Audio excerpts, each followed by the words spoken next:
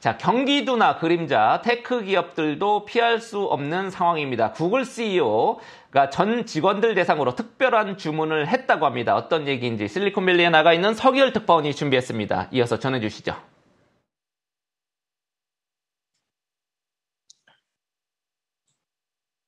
네, 정리해고에서는 한 발짝 물러났지만 17만 명에 달하는 구글러들이 생산성을 높여야 한다고 강조했습니다. 지난주 수요일 7월 27일에 순다르 피차이 구글 CEO가 주재한 올핸즈 미팅에서입니다. 우리말로 하면 전 직원 간담회가 될 것 같은데요.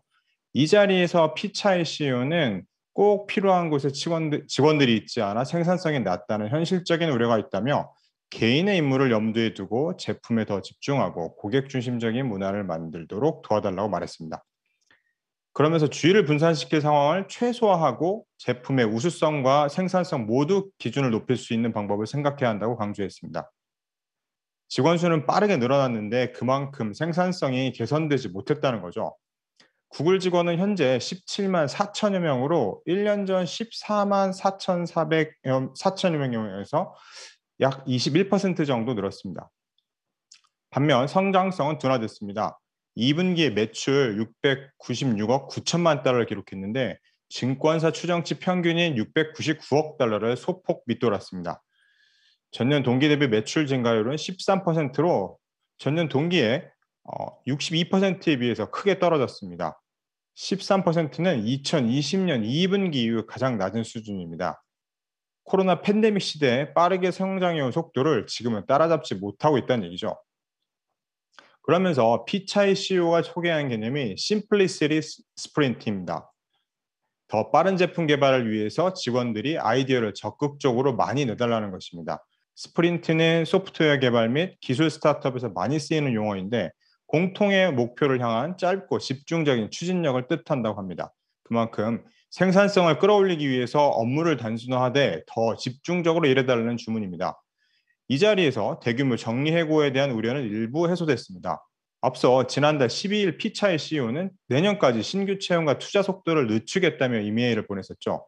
이날 직원들은 정리해고에 대해서 질문을 했는데요. 피차의 CEO 대신 마이크를 잡은 피오나 시콘이 최고 인사 책임자는 비록 미래의 경제를 확신할 수는 없지만 현재로서는 구글 전체 인력을 줄일 계획이 없다고 말했습니다.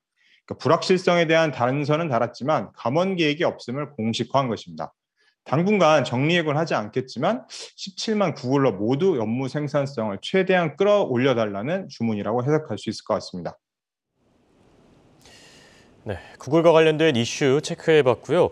최근 인텔의 시가총액이 이 경쟁사인 AMD에조차 밀렸다는 이 평가가 나오고 있습니다.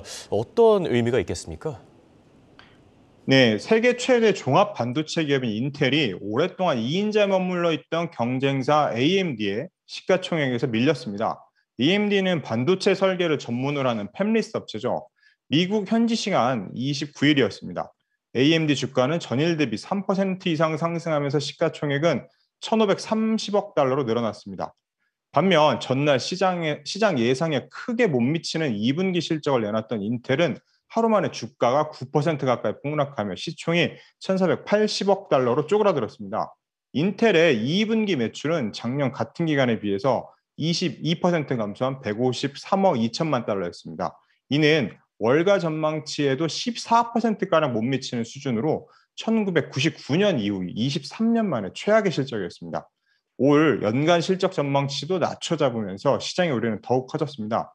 올해 주당 순이익 EPS 전망치를 2.30달러로 매출액은 650억에서 680억 달러 각각 전망했는데 이는 석 달 전에 회사가 내놓았던 전망치인 3.60달러 그리고 760억 달러를 크게 밑도는 수치입니다.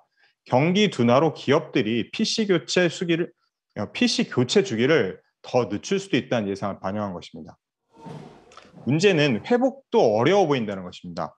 팻 겔싱어 인텔 최고 경영자는 역시 2분기 어닝 쇼크에 대해서 실망스러운 PC 시장 수요와 거시경제 악화 때문이라면서 인텔의 정상 복귀 전략은 마치 킬리만자로에 오르는 것과 같다고 비유했습니다. 그만큼 어렵다는 얘기겠죠. 이번에 나타난 시총 역전 현상은 최근 PC와 서버칩 등에서 치열한 경쟁을 벌이고 있는 두 회사의 상황을 적나라하게 보여주는 상징적 사건이라는 평가가 나옵니다. 인텔처럼 반도체 설계부터 제조까지 모든 공정을 다 갖추고 있는 종합 반도체 업체보다는 AMD처럼 설계 능력만 가지고 제조는 파운드리 업체에 맡기는 몸집 가벼운 반도체 기업의 투자자들이 베팅하고 있다는 의미로도 해석됩니다. AMD는 최근 몇 년 동안 반도체 제조 위탁에 집중하면서 경쟁력을 키워왔습니다. 그 결과 반도체 칩 성능부터 어플리케이션의 속도나 효율성에도 인텔 칩을 앞지른다는 평가도 나오고 있습니다. AMD는 현지 시간으로 2일 분기 실적을 발표할 예정입니다. 그 결과에 따라 인텔과의 격차가 더 벌어질지 혹은 줄어들지가 결정될 것으로 보입니다. 지금까지 실리콘밸리에서 한국경제신문 서기열 특파원이었습니다.